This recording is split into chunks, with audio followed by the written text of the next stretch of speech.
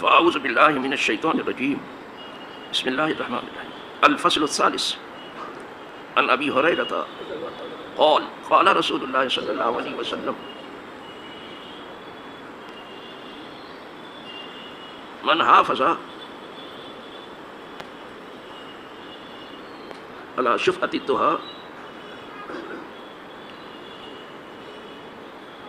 غفرت له ذنوبه وإن كانت مثل زبد البحر رواه احمد والترمذی وابن ماجہ۔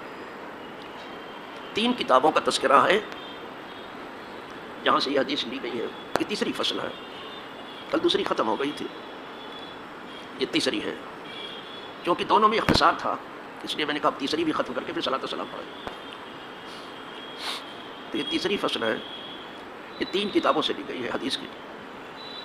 یہاں 3 کا تذکرہ ہے اور یہ ممکن ہے کہ اور کتابوں میں بھی یہ موجود ہے۔ وہ 3 کتابیں جس سے لی گئی ہے احمد ابن حنبل ہے، ترمذی ہے، ابن ماجہ۔ روایت کر رہے ہیں جناب ابو ہریرہ رضی اللہ عنہ،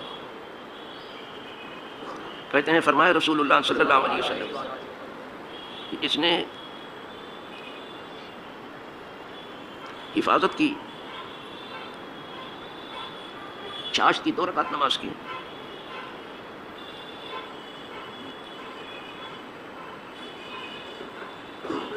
تو بخش دیے جائیں گے اس کے تمام گناہ، اگرچہ وہ سمندر کی جھاگ جیسے ہوں۔ کل بھی آپ نے سنا تھا، اس میں اکثر کا لفظ ہے کہ اس سے بھی زیادہ ہوں جب بھی بخشے جائیں۔ یہاں یہ ہے کہ اسی جیسے ہوں، جیسے آپ سمندر کی جھاگ کا اندازہ نہیں کر سکتے کہ سمندر سمندر ہے، اسی طرح آدمی کے گناہ اگر اتنے بھی ہو گئے ہوں تو بھی بخشے جائیں، اس لیے کہ اللہ کی یاد بہت بڑی چیز ہے۔ بس شرط یہ ہے کہ نماز ہو جانی چاہیے، بس نماز ہو، بس بات صرف ہے۔ اور شرط یہ ہے کہ پڑھنے والا مسلمان ہو۔ بس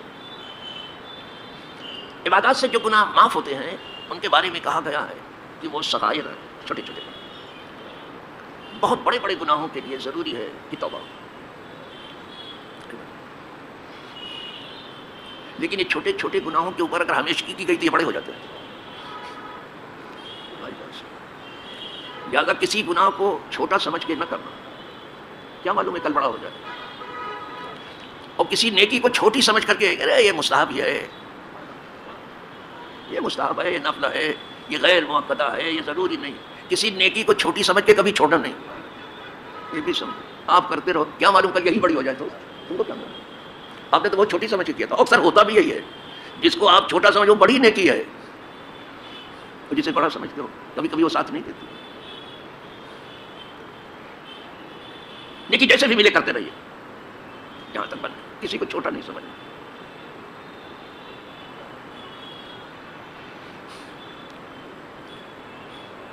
رہ گیا آدمی کے گناہ اگر سمندر کی جھاگ جیسے بھی ہوں، فرمایا گیا یہ نماز اس کو بھی دھو ڈالتا۔ نہ سمندر بڑا ہے نہ اس کی جھاگ، اللہ کا نام بڑا ہے، یہ سمجھ لینا۔ اللہ کی رحمت بڑی ہے،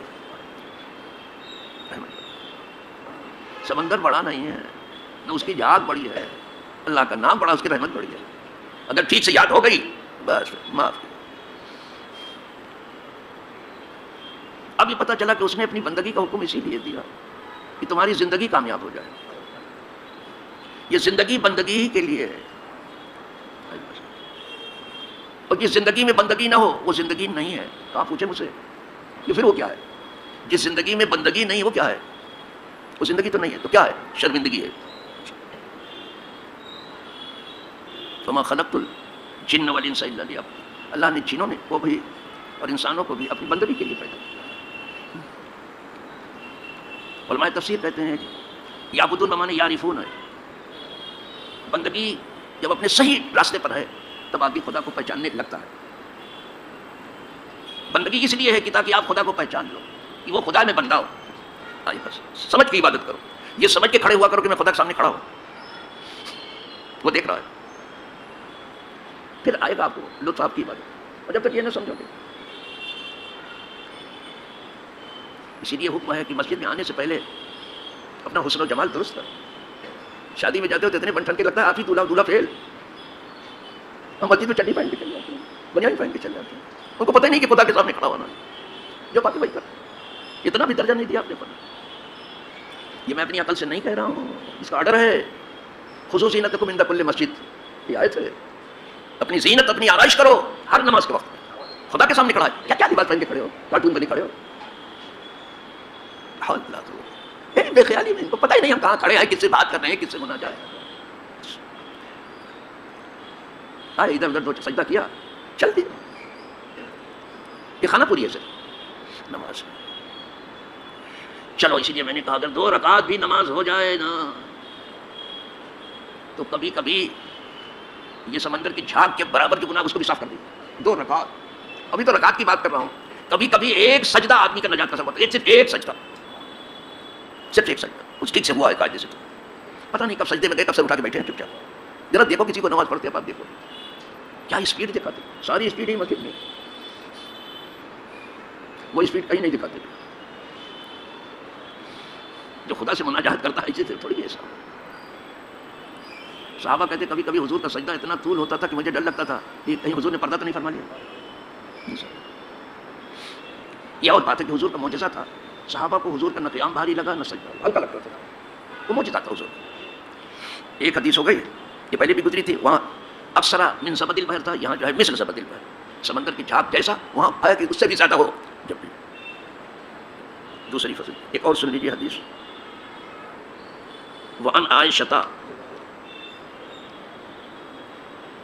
انها كانت تصلي الضحى 8 ركعات ثم تقول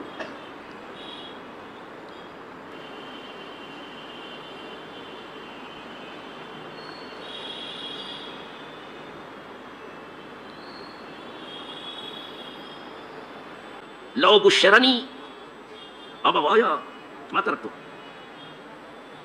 رواہ مالک, امام مالک نے اس کو روایت کیا. راوی ہیں سیدہ عائشہ صدیقہ رضی اللہ عنہا. یہ 8 رکعت پڑھتی تھی, چاشت کی 8 رکعت پڑھتی تھی. کہتی ہیں کہ اگر مجھے خوشخبری سنائی جائے کہ زندہ ہو کر کے میرے ماں باپ آ گئے ہیں تو میں نماز میں ہوں تو میں نماز پڑھ کے ہی ملوں گا. یہ نہیں کہ میرے ماں باپ حج کر کے آئے ہیں تو پہلے مل لوں پھر نماز پڑھوں گی, عمرہ کر کے آئے ہیں پہلے مل لوں پھر نماز پڑھوں. زندہ ہو کر کے اگر مجھے خوشخبری سنائی جائے کہ زندہ ہو کے میرے ماں باپ آ گئے ہیں اور میں نماز پڑھ رہی ہوں, اس وقت کہا جائے تو اس وقت بھی نماز پڑھ کے ہی ملوں گی ان سے. کیا کہنا کیا چاہتی ہیں کہ اللہ کی یاد سب سے بڑی چیز ہے. نماز اللہ کی یاد ہے, وہ بڑا ہے, وہ بہت بڑا ہے, لہٰذا اس کی یاد بھی بہت بڑی ہے, جسے کسی کے بھیجے میں نہ آ سکے, بہت بڑی ہے. ہم بندے ہو کے اس کو یاد کر رہے ہیں, وہ خدا ہو کر کے کیا ہم کو بھول جائے گا کیا؟ نو بابا. اور بھولنا اس کی شان سے بھی نہیں ہے. اللہ بھولتا نہیں ہے, بھولتا آدمی ہے, اللہ تو نہیں بھولنا اس کی شان سے. آیا ہے کہ ہمارا رب بھولتا نہیں. ہم تو بہت سی چیز کر کے بھول جاتے ہیں, وہ نہیں بھولتا. تو یہ کیسے ہو سکتا ہے کہ ہم اس کو یاد کر رہے ہیں تو وہ ہمیں بھول جائے؟ ہو ہی نہیں سکتا. تیسری چیز یہ ہے کہ اس کے جیسا چاہنے والا پیدا نہیں ہوا. کوئی کتنا ہی کس کو چاہے, خدا جیسا چاہنے والا کوئی, وہ اپنے بندوں کو بہت چاہتا, بہت ہی. دونوں ہاتھ سے پیدا کیا قدرت نے اپنے, لما خلقت بیدی, انسان کو اس کے جیسا کوئی چاہے. جب کوئی چاہنے والا نہ ہو تو سمجھ وہ چاہنے والا ہے. یہاں اس دنیا میں سب سے زیادہ چاہنے والے کون ہیں؟ ماں باپ. ماں باپ سے زیادہ کوئی چاہنے والا نہیں. کوئی باتیں کر لے کہ میں بھیا تمہارا مائی باپ ہوں, بات کر لے, لیکن کچھ بھی نہیں ہے. وہ سب سے زیادہ چاہنے والے کون ہیں؟ ماں باپ. ان سے زیادہ کوئی چاہنے والا پیدا نہیں. اسی لیے سیدہ عائشہ نے ماں باپ کا ہی تذکرہ کیا کہ واقعی یہاں اس دنیا میں سب سے زیادہ اپنے بچے کو چاہنے والے ماں باپ ہیں, لیکن ان سے بھی زیادہ چاہنے والا خدا. اچھا, اسی لیے حضور نے فرمایا تھا کہ تم میں کا کوئی آدمی اس وقت مومن نہیں ہوتا جب تک کہ وہ مجھ کو سب سے زیادہ نہ چاہے, اپنے آل اولاد سے, اپنے ماں باپ سے, اور تمام لوگوں سے. لا یؤمن احدکم حتی اکون احب الیہ من والدہ وولدہ والناس اجمعین. آل اولاد, ماں باپ, سب سے زیادہ جو ہے جب تک نہ چاہے کوئی حضور کو سب سے بڑھ کر کے, جب تک کوئی مومن نہیں ہوتا. خود حضور کو جب تک اتنا نہ چاہے ٹھیک سے مومن نہیں ہوتا, لیکن جب اتنا چاہ لیا مومن تو ہو گیا. لیکن مومن ہونے کے بعد کیا کرے گا؟ حضور کو تو جان چھڑکے گا، یہ بتا رہا ہے سب سے زیادہ چاہتا ہے. یہ مومن پھر اللہ کو سب سے زیادہ چاہتا ہے. اب مومن ہو گیا تو والذین آمنوا اشد حبا للہ، جب مومن ہوگا ایمان والا ہو گیا تو اللہ کو سب سے زیادہ چاہتا ہے. پہلے مومن تو ہو جاؤ بابا، پہلے مومن ہو جاؤ. مومن ہونے کے لیے ضروری ہے کہ حضور کی چاہت سب سے زیادہ. مومن ہو گئے تو پھر خدا کو زیادہ. تو وہی کہا کہ ہماری نماز جو ہے وہ خدا کی یاد ہے، اس کی محبت میں ہم ڈوبے رہتے ہیں اور اسی کے آگے جو ہے گر گراتے رہتے ہیں، عاجزی کرتے رہتے ہیں، روتے رہتے ہیں. نماز وہی ہے جس میں عاجزی ہو، گر گراہٹ ہو، رونا دھونا ہو اور اس کی محافظت ہو، ہمیشگی ہو. اب نماز نماز ہو. آئی بات. اسی لیے کیا گفتگو کی ہے سیدہ عائشہ نے کہ اگر مجھے خوشخبری سنائی جائے کہ میرے ماں باپ زندہ ہو کے آ گئے ہیں تو بھی یہ 8 رکعت جو پڑھتی ہوں پڑھ کے ہی اٹھوں گا. یہ ہے اللہ کی یاد. کتنی پیاری چیز کوئی. لیکن اپنی بات کر رہی صرف میں اس کو پڑھتی 8 رکعت پڑھتی کیونکہ 8 بہت زیادہ ثابت ہے حضور سے. روایت تو 12 تک کی ہے، 2 سے لے کے 12 تک ہے. 8 رکعت پڑھتی بڑی تو. جب خدا کی اتنی چاہت ہو اب کیا کہنا اس کے ایمان کا. پھر یہ کہنے کے لیے نہ تھی، عمل میں تھی. اب تو کہہ کے دل بہلا لیتے ہیں، عمل میں تھی. بتاؤ اللہ کی چاہت. آپ بھی کثرت سے روزہ رکھتی تھی سیدہ عائشہ بھی بہت روزہ رکھتی تھی. جب دیکھیں حضور رکھ رہے ہیں تو رکھتی تھی. حضور کے پردہ فرمانے پر تو اور زیادہ رکھتی تھی روزہ. اور ہدیہ ہدایہ تو دنیا بھر آتا جاتا تھا، بہت زیادہ آتا تھا. سرکار کے زمانے میں بھی بعد میں بھی خلفاء بیچتے رہتے تھے بہت زیادہ. ادھر آتا تھا ادھر سب کو دے دیتے تھے، غریب کو بانٹ دیتے تھے. ایک دن آپ روزے سے تھیں، ہدیہ تو بہت کچھ آیا، سب بانٹ دیا. افطار کے وقت کچھ رہا ہی نہیں. سمجھے بھائی؟ کچھ نہیں. خادمہ سے کہا کہ افطار کا وقت. کہا کیا کریں تو جو کچھ ہدیہ ہدایہ تھے جو کچھ آتا ہو آپ نے سب بانٹ دیا، سب دے دیا. کہا اچھا تو یاد دلاتی تو میں افطار کے لیے تھوڑا رکھ لیتی. یہ ہے یہاں سب کھا کے بیٹھے موٹے ہو گئے اور گفتگو لمبی چوڑی کر رہے ہیں، بڑے مواعظ بن رہے ہیں، بہت بڑا درس دے رہے ہیں. پھٹے منہ پر دعویٰ اچھا نہیں ہے. اللہ والے کبھی دعویٰ نہیں کرتے. ایک چیز دعوے سے گریز کرتے، دلیل پیش کرتے، دعویٰ نہیں کرتے. دوسری چیز وہ بلا وجہ کیڑے نہیں نکالتے، کسی غائب نہیں سامنے کھولتے. تم ہر وقت غائب نکالتے ہو، قبر پہ چلا گیا سجدہ کر دیا، قبر کو پوجنے لگا، کیڑا نکالنا. 2 ہی تو دھندے ہیں آپ کے، تو اس لیے آپ اچھے ہو گئے. وہی مسلمان. اسی لیے میں کہہ چکا ہوں کسی دنیا کی کسی درسگاہ میں یہ نہیں کہا گیا کہ قبر یا قبر والا خدا ہے.